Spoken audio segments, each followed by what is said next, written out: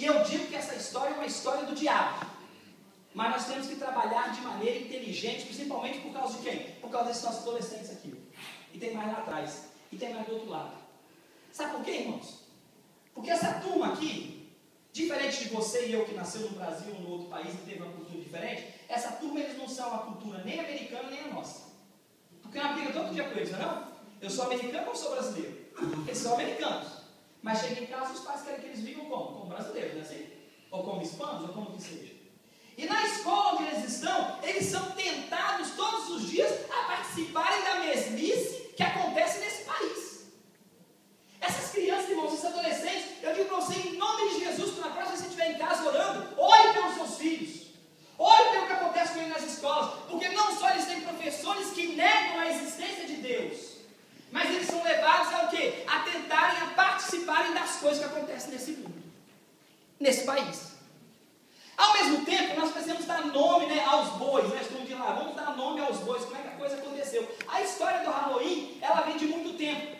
Na verdade, né, o povo celta, que é um povo que vivia ali na Europa, eles viviam na parte ibérica, que é Portugal e Espanha, eles viviam ali na parte da Inglaterra, e viviam também na Irlanda, ali nos Estados Unidos, no Reino Unido. Esse povo celta, e era celta porque eles falavam a língua celta, que foram descobertos praticamente lá pelos gregos, já antes de Jesus Cristo, 200, 300 anos antes de Jesus Cristo, eles já existiam, e era um povo completamente sanguinário. Eles tinham o costume de, no dia 31 de outubro, fazer um culto às almas, aos santos. Eles tinham esse costume. Era um povo comum. Era um povo que não aceitava, que não conhecia o Deus que nós conhecemos. Na verdade, Jesus Cristo nem tinha vindo ainda. E esse povo cultuava as almas. E nesse culto às almas, no dia 31, no dia 1º de novembro, começava normalmente para eles o novo ano deles. O novo ano deles começava nessa época. E eles então tinham esse culto.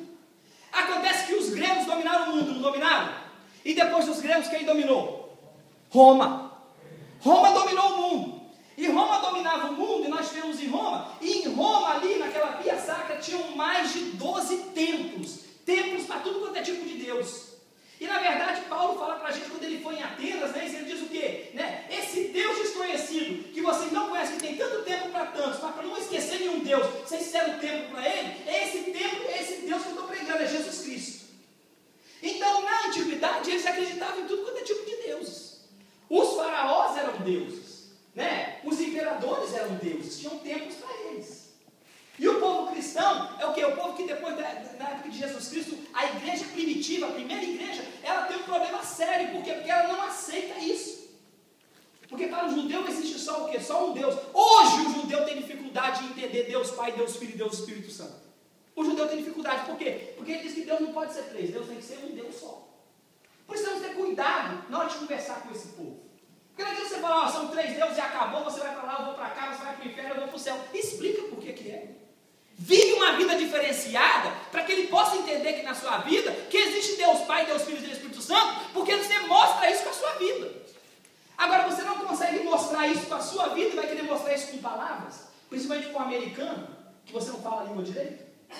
Agora eu digo para você, quando você viver mais o Deus que você fala que você ama e que você vive, quando você viver, as pessoas vão olhar para você e falar, rapaz, que diferença tem essa em você? Por que você é tão inteligente? Como é que você consegue ser tão esperto desse jeito? Sabe por quê? Porque o Deus que está em você, o Espírito Santo que está em você, é que faz a diferença. E acontece então que os celtas, eles foram também dominados pelos romanos. E os romanos agora, né, eles tinham a própria religião, que era a religião de todos os deuses ali. Eles eram o imperador, que era quem? Que era o Deus. Mas no ano 300, Constantino, ele o quê? Ele aceita Jesus. E ele torna o quê? O reinado romano, que era o império maior que existia naquela época, ele faz o quê? Do cristianismo a religião oficial dos romanos. Vocês não estão entendendo isso? Já existia a igreja antes, mas em Roma a igreja é unificada. E é por isso que ela é chamada de igreja católica. Católica quer dizer nada mais nada menos do que o quê? O que a palavra católica quer dizer? Universal. Isso que ela é. A palavra católica é a igreja universal, ou seja, Roma, quando transformou a igreja universal, a igreja cristã. Essa que é a palavra. Então o que acontece?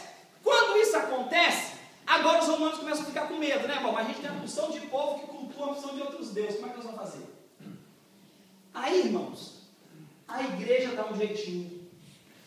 Pastor, não dá para você dar um jeitinho para mim, não? Eu estou com esse fala com ninguém, não conversa com ninguém, não ora com ninguém, eu não vou sair não, eu vou continuar fazendo o que eu estou fazendo. Vai ter um jeitinho. E a igreja tenta dar um jeitinho para isso. Aí sabe o que a igreja faz? A igreja cria uma celebração no dia 31 de outubro, para celebrar também santos. Mas aonde o quê? As pessoas que não tinham essa cultura da igreja romana, ou seja, os celtas e os outros, eles então também o quê? Se envolveriam com a igreja. Por quê? Porque um santo é no mesmo dia, a gente comemora o nosso santo, você comemora o seu e assim vai. Ah, pastor, você não está falando é abobrinha, não é não, sabe por quê? Porque eu passo na rua aqui e eu vejo uma opção de igreja vendendo abóbora aí. Não é verdade? Estão vendo a opção de igreja vendendo abóbora? Os irmãos estão vendo isso? Não existe comunhão entre as trevas e a luz, irmãos, mas nós queremos dar o nosso jeitinho. E quando a gente dá o nosso jeitinho, a gente muda a história que Deus tinha diferente, separada diferente para a gente. O que acontece então? Eles agora começam então a ter o dia da celebração. Então eles celebram, junto com a igreja que começa a celebrar, né, os santos, os mortos deles. E começa essa confusão. Até que mais tarde, quando então os Estados Unidos é colonizado, né, pelos ingleses, e aí os irlandeses vêm para cá, eles também trazem o costume. E tinha parte do costume que era de entregar doce ou de entregar comida. Eles deixavam comida para os santos, como os egípcios deixavam comida já para aqueles que morriam. E aí daí para passar para doce foi uma tranquilidade, porque as crianças faziam bagunça na rua, dar doce para as crianças que é mais fácil. No Brasil, quantos aqui já correram atrás de Cosme e Damião, bala de Cosme e Damião? Eu já. Ninguém aqui não? Só o pastor? Ah, ok, obrigado. Tem mais gente, né? Porque mesmo quando nós éramos já na igreja, não é isso? Nós ouvimos, vai que tem doce de goiaba gostoso, né? Cocada baiana boa. E nós como crianças, como as suas crianças, né? Elas não conseguiam, nós não conseguimos ficar sem fazer. Então eu quero falar com você uma coisa hoje, pais. Não cobrem dos seus filhos aquilo que você não fez quando era criança. Pelo contrário, dobre o joelho e peça a Deus que eu te dê entendimento de causa, entendimento de como tratar com eles e como mostrar para eles na luz da palavra de Deus, como diz um diácono para mim, na luz da Bíblia, o que é certo e o que é errado. Porque nós fizemos o errado, mas nós podemos fazer o certo. Quando nós lemos a palavra de Deus com os nossos filhos, não estão entendendo isso? Está dura a palavra? Estão botando para fora a comidinha do pastor? Precisa da colezinha para botar para dentro de novo? Não, né? Está dando para digerir? Eu sei que a ideia é bem complicada, mas essa é a palavra de Deus. Então o que acontece? Com isso, aqui na América, os irlandeses quando vêm, fica fácil. Eles tinham uma outra coisa no meio disso, que era o seguinte, né? Para ir para o mundo das almas, conversar com as almas, eles precisavam de luz. Então daí eles viram a abóbora é fácil, cortou, botou uma luz dentro, virou a luz. E a história toda complica o quê? Agora eles então se vestem de uma fantasia para expulsar os demônios que vêm pegar a vida deles. Então quando você está naquela fantasia, você está expulsando o demônio, ou tirando aqueles espíritos maus contra você. É a mesma coisa do olho que eu te falei da Turquia. Só que em vez de você usar o olho, você põe uma fantasia. Ah, mas está tão bonitinha a minha criança de leãozinho, né? Está tão bonitinha essa criança, tá, né? Está tão direitinha. E você está ensinando ela o caminho que não leva a Deus. O caminho que leva à perdição. Pastor, não vou nem ouvir porque eu já comprei a fantasia do meu filho. Ok. Mas agora você conhece a verdade. E a Bíblia diz que quando você conhece a verdade te liberta. E em nome de Jesus, eu digo para você, chega em casa e queima essa fantasia que você comprou, se você comprou. Queima ela. Igual queima chupeta de criança. Quem teve chupeta queimada quando era criança, né? Lembra quando a mãe queima a chupeta na sua frente assim? Queima essa fantasia e dedica ao Senhor do teu filho. Você vai ver o que vai acontecer com o teu filho. Dedica o teu filho ao Senhor. Coloca o teu filho no caminho do Senhor, para que ele possa fazer o que ele tem que fazer. Mas eu quero falar com você o seguinte, irmãos, é muito fácil acusar os celtas, é muito fácil acusar os romanos, mas irmãos, a palavra de Deus está cheia de inspiração e de palavra que mostra para a gente que nós como crentes, ou os nossos antepassados, agiram da mesma maneira. O FBI nessa época agora, irmãos, ele fica louco, porque o que acontece de crianças que são sequestradas, raptadas e são mortas, dedicadas ao diabo, são levadas, você vê muitas mansões por aí, no fundo dessas mansões, algumas delas têm cavernas que fazem culto ao diabo, e as crianças são ali mortas para o diabo, sacrificadas ao diabo. Isso eu não estou inventando não, irmãos, isso está na notícia aqui nos Estados Unidos, é assim o tempo todo, e no Brasil também. O Brasil está cheio de bruxos que sequestram crianças e matam e oferecem ela para Satanás. E bebem o sangue da criança. E você nunca mais acha a criança. coisa para você?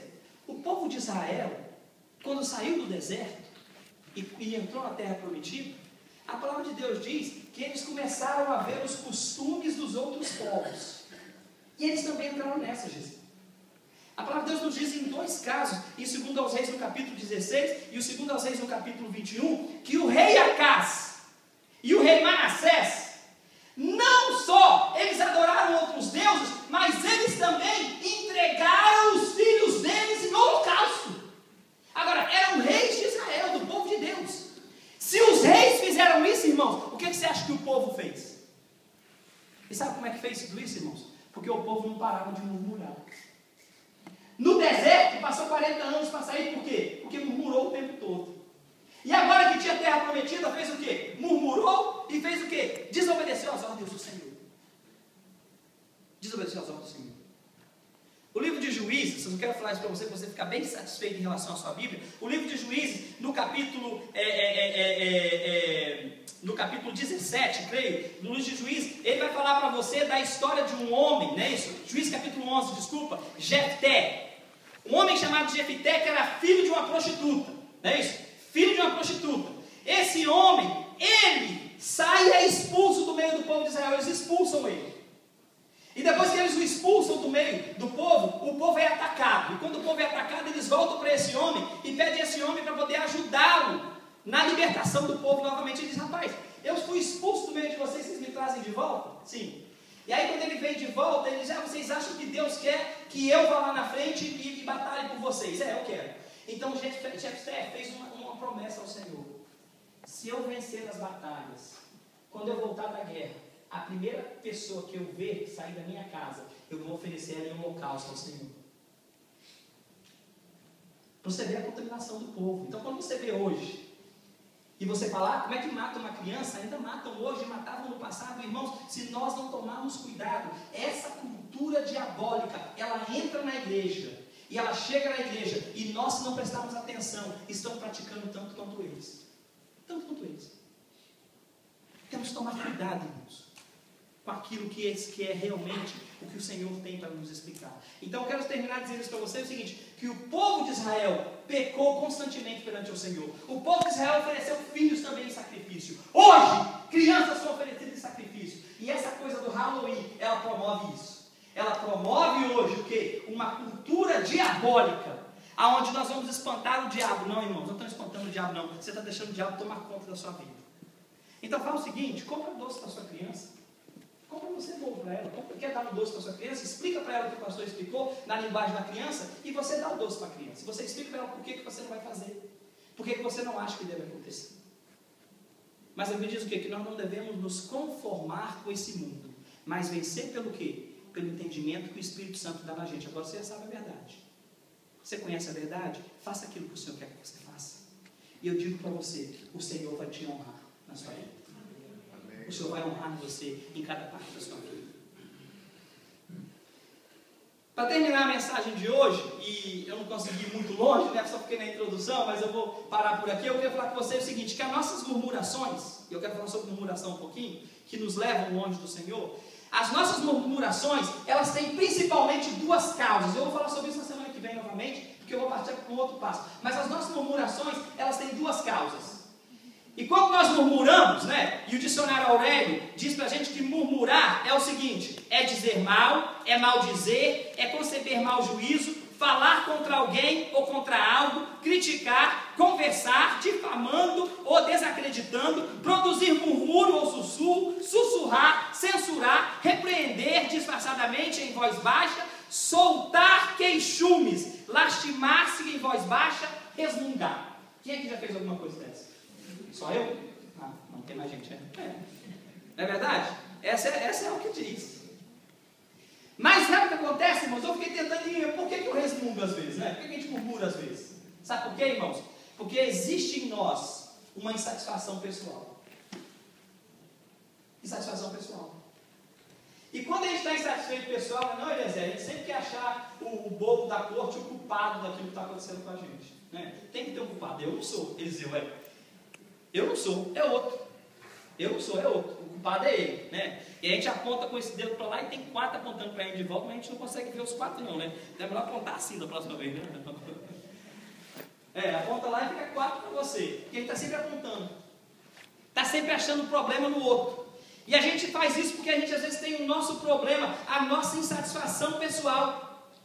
Irmãos, apesar dos avanços tecnológicos de hoje, não é isso? Os homens continuam insatisfeitos. Eles estão insatisfeitos na casa do Senhor, eles estão insatisfeitos na sua vida profissional, eles estão insatisfeitos na sua vida familiar, eles estão insatisfeitos na sua vida pessoal. E essa insatisfação, ela é trazida, ela vem para a igreja, ela vem para a sociedade e ela contamina.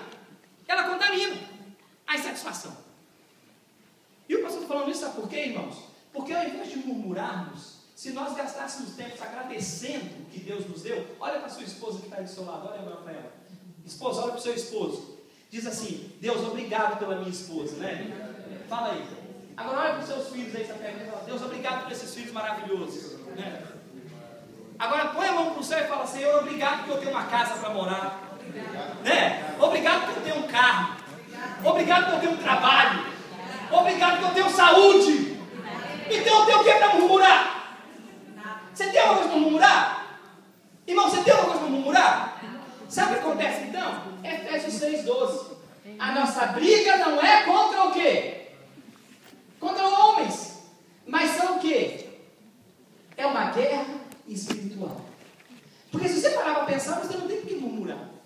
Mas você murmura porque o diabo começa a dizer: olha, aquele lá tem isso, você não tem. O carro dele lá é um Corolla, o seu é um Jetta. O carro ali do Paulinho na construção dele é um 4x4 Lera da Dodge. O seu é um F100, cabine dupla, não, é cabine pura, single, né? É single a cabine, então é diferente.